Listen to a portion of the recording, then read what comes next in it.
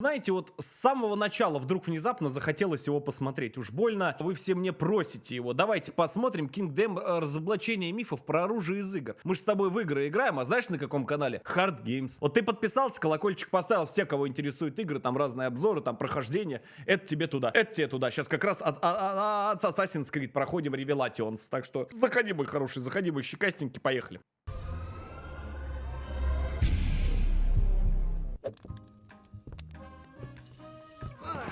Ну и что нового по телеку?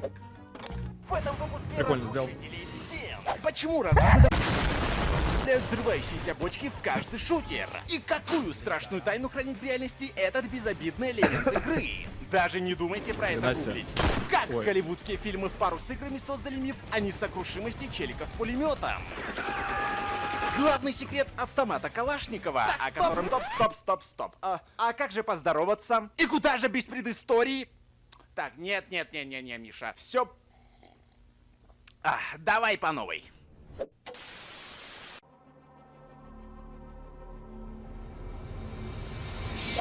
Ну, привет. Ты-то чё на меня пялишься? Давай к заданию.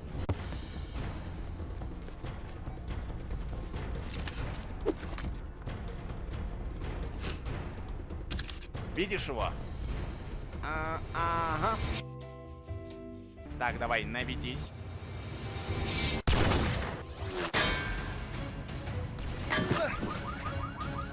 Увы, для сегодняшней предыстории мы должны вернуться к нашему старому знакомому, так что... Переход! Так, пацаны. Это гений монтажа, чи кто вообще? Это великий человек. А пока Уилл готовится ваншотнуть Челика, я вкратце расскажу вам предысторию, окей? Решил я на днях глянуть картину, которая хайпанула по причине: А. Уилл Смит, Б. Графон, который делает Уилла Смита на 30 лет моложе, под названием...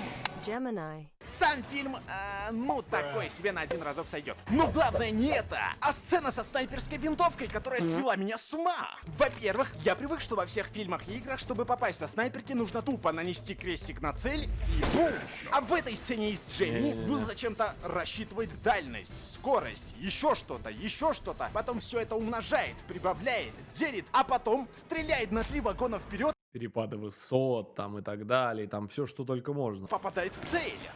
Это что, получается, все игры, в которые я играл за снайпера, чушь собачья? Правда ли это? Яхоза. Но я знаю тех, кто проверит. Разрушители легенд, мать вашу! Разрушители легенд. Миф номер 1. Чтобы попасть со снайперской винтовки в цель, одного наведения крестика недостаточно. Вообще-то до того, как я услышал про этот миф, я так и думал. Потому что во всех самых годных фильмах снайперка — это самая легкая и имбовая пушка. Спасти рядового Райана... Благодать моя и мое избавление. Ага. Бам. Девушка, которая застряла в паутине. Давай еще. Есть дитя войны. Я должен вас забрать. Козырные тузы.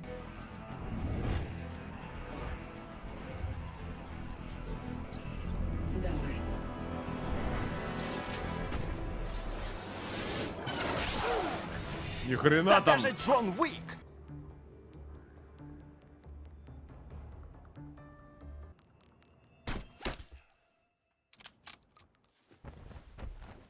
Ну ладно, фильмы, да, все мы понимаем, что там куча эффектов. Главное для режиссеров, чтобы все выглядело эффектно и эпично.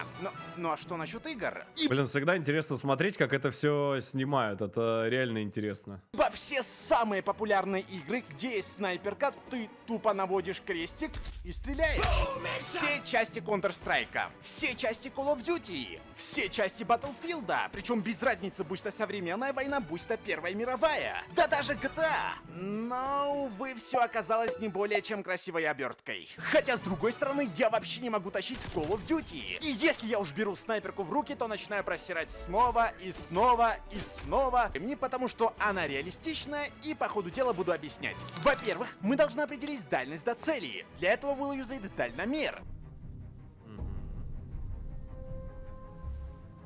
Короче, для особо одаренных и тех, кто не подписан на канал, рассказывают. Такая штука, которая, ну, вот как вот вы сейчас увидели, позволяет определить расстояние до конкретной точки, которая там указана. То есть у вас прям будет писаться. который стоит 300 баксов. Сколько? 300 баксов? Ну а что 300 делать, баксов. если мы нифига не элитный киллер типа Джона Уика, чтобы у нас были там всякие современные пушки, шмотки, дальномеры, еще что-то? Ничего страшного. Представим, что мы дефолтный солдат. У нас только снайперка и бинокль. Поэтому будем юзать бинокль. Я покажу на примере игры Squad. Смотрим в бинокль и видим тут вот такую фигню. То есть, объясню на пальцах. Ноги челика должны быть на нижней линии, а башка должна быть под одной из этих цифр. Допустим, эта цель — это челик. Ноги на нижней линии, башка под одной из этих цифр. А каждая цифра — это 100 метров. То есть, 2 — это 200 метров, 3 — это 300 метров. Очень полезно, и так кстати. далее. И как видим, Кому-то мы пригодится. точны, потому что справа на табличке тоже написано 200 метров. Это регулируется верхней крутилкой на скопе, и нафига же это надо? Для того, чтобы синхронизировать крестик и дальность. То есть, если, допустим, крестик у вас стоит на 100 метрах, а челик у вас в 300 метрах, а вы наводите на него крестик, то пуля попадет не в него, а куда-то вот сюда. Во-вторых, чуть не забыл про то, что если хочешь попасть со снайперки, нужно тупо нанести крестик на цель и выстрелить. Про это забудьте вообще. Это миф, который отлично работает в CSGO, но не в реальности. Во-вторых, остальные два важных фактора — это направление воздуха и сила притяжения Земли. Кстати, спустя 4 дня нашел, как называется эта штука, указывающая направление ветра в фильме «Шерлок Холмс. Игра теней». Не говоря уже о ветре, 7-8 миль в час. Ему был нужен анимометр. Он поставил его здесь. Но не забываем, что мы обычный солдатик, и у нас нету анимометра, поэтому юзаем то, что есть. Это называется ветровые индикаторы. На ветровые индикаторы, на флаг, на траву. Ах да, единственный раз, когда сила ветра учитывалась в играх, это миссия со снайперкой в Припяти из Call of Duty Modern Warfare. Следи за флагом. Он укажет тебе силу и направление ветра.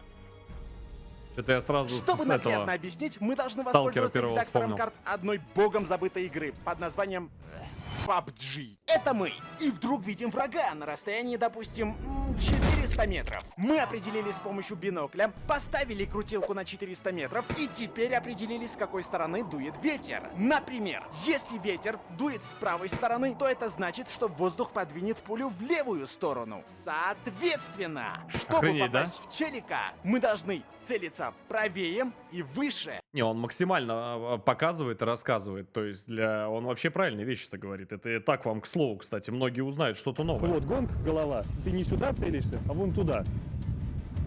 Если ты все правильно рассчитал, то пулю и опустит вниз силой притяжения и сдует ветром так, что она попадет в гонг. Чтобы было максимально понятно, это типа как крученый мяч во футболе. Вот примерно так пуля себя и ведет. Поэтому миф подтвержден. Миф номер 4. Взрывающиеся бочки в играх появились из-за Вьетнамской войны. Во-первых, для тех, кто в Не танке, факт. объясню, что в каждом, абсолютно в каждом шутере есть эта красная взрывающаяся бочка, рядом с которой постоянно тусуют Я не говорю, что рядом с ними тусуются, но есть, да, наверное, во многих. За все не могу сказать, но во многих точно. враги. Особо одаренные иногда даже сидят на ней. Half-Life, Far Cry, Call of Duty, Battlefield, особенно в 5-й части вообще переборщили с этим и запихали в каждый угол. Да и во всех остальных шутерах они есть. Первой игрой, где появились эти бочки, стала Doom 1997 года. Дело в том, что двое из разрабов были ветеранами Вьетнамской войны, а во Вьетнаме в бочках красного цвета хранили напалм. Чуешь? Что? Напалм, сынок. Этот запах ни с чем не спутаешь. Обожаю, говорит, свежий запах напалма по утру. Давай, пошли, шевелись, шевелись. Люблю запах напалма по утрам. Что такое напалм? Интересный факт. Дело в том, что война во Вьетнаме была самой сложной для Америки, так как действия разворачивались в джунглях, и вьетконговцы были повсюду. Рядом с деревьями, на деревьях, под землей, везде. Поэтому нужно было как-то выкурить их из джунглей. Поэтому американцы начали юзать напалм. It shows the field testing of a new type of weapon. Нормально, да? Кто не знал, как это работает? Это горючая жидкость, которая липнет ко всему. К деревьям, коже, камням и горит очень-очень долго. Но не забываем, что дело происходит в тропических лесах, где 6 дней в неделю идет дождь. Так что, да, напалм это страшно, но дождь его потушит. Да и к тому моменту вьетконговцы прятались уже под землей, поэтому им до лампочки было на эту красную бочку. Поэтому американцы решили заюзать бочки с веществом, рядом с которым красная бочка с напалмом была, ну так, детская игрушка. А именно разноцветные бочки под названием Агент Red, Агент White, Агент Purple, Агент Yellow. Но Разноцветные, мать самое его, бочки. опасное среди них это Агент Orange. Ладно, напалм, да, там он пойдет, дождь как бы он вырубится, через год деревья снова вырастут, ничего особо страшного. Но вот жидкость из бочки под названием Агент Orange уничтожала все живое. То есть всю растительность, животных, насекомых, людей, все. И оставляла только пустыню после себя. Чекайте, это фотка до того, как над ней пролили бочку Агент Orange, а это то же самое место после. То бишь, она из джунглей превратилась в пустыню. Ну а последствия для людей, я сейчас не шучу, даже не думайте про вообще это без гуглить. варианта, Это да-да-да. пипец. Поэтому, увы, но этот миф оказался правдой. Я, кстати, не знал. Я знал, что с Дума это, по-моему, пошла тема, но то, что в бочках хранили не горючее, а именно напалм, вот это вот уже как бы это, да, это вот даже для меня это что-то новое. Спасибо, King Dam. Миф номер 3. Пулеметная очередь длится столько, сколько потребуется. Для начала скажем спасибо Арнольду Шварценеггеру. Ну да, с ним сразу ориентируется. Я знаешь, что с кем? С этим, с Рэмбо, со Сталлоне и со Шварцем. Вот сразу первый вот тот, кто скажет, так что это. One long, angry line later. 24 hours later. А чтобы вы понимали, он так еще минут 5 будет стрелять без перезарядки. И, конечно же, Сильвестру Сталлоне. О! Вот он, родной. Вот он, мой дорогой. Ладно, этот вообще на протяжении 4 фильмов пулемет из рук не выпускает. Ну хорошо, фильмы, да, как я говорил, все делается, чтобы было эпично и красиво. Но игры переплюнули их всех. Если, не дай бог для врагов, ты находишь миниган в любой игре или что-то с пулеметным огнем, то враги ложатся пачками. И только в Battlefield 1 сообразили, что... А может добавим чуток реализма, чтобы он хотя бы чуть-чуть перегревался? В реальности же после каждого магазина пулемет надо оставить в покое, чтобы он остыл и не растаял. И когда я говорю «растаял», я в прямом смысле этого слова имею в виду «растаял». Просто смотри, перегрев какой-то. Прикинь?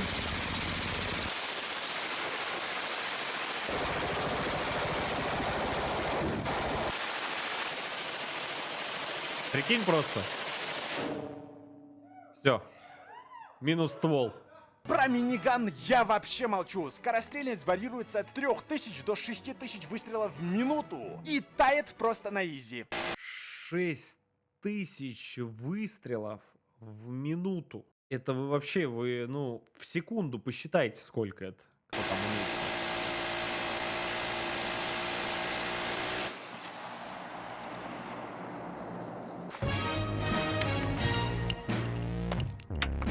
Миф номер 2. Все говорят АК-47, но никто его не видел. Если честно, я офигел, когда про это узнал. Формированию названия АК-47 поспособствовали практически все фильмы. Его огромного советского арсенала не было более прибыльного товара, чем автомат Калашникова, модель 47 года, он же АК-47 или просто Калашников. Игры, которые так называют автомат, да даже ветераны Великой Отечественной. Кстати, поиграем с вами в игру. Я говорю АК-47, Да, кто там сумел посчитать, 100 выстрелов в секунду миниган делает. Секунду, Карл, в секунду. 100 выстрелов. а вы рисуете картинку у себя в голове. Теперь я включаю режим Вангим. Вы же этот автомат представили, верно? Ну или может быть вот этот? Или может вот этот? Но, увы, ни один из них не АК-47. АК-47 на самом деле существует, но это типа альфа-версия калаша. И выглядит он вот так. А согласитесь, разница налицо. Официальная же версия калаша, то есть АКМ, приняли на вооружение армии СССР в том виде, которым мы его знаем, только в 1949 году. Но большинство его называют АК-47, так как были ветераны, которые говорили, что они дошли до Берлина с этим автоматом. И людям казалось, что в 49 году уже была готовая версия калаша. Но его тогда еще даже не было. Про это говорил даже сам создатель автомата Михаил Калашников. Поэтому часто вот встречаясь с ветеранами, Великий человек. они, например, говорят, вот я бил фашистов с этого автомата, а ведь его же тогда не было еще. В реальности же есть АКС, АКМ, АК-74М, АКС-74У, АК-105 и еще куча других АК, кроме АК-47. Поэтому миф подтвержден. Я где-то слышал об этом. Да. Это я слышал.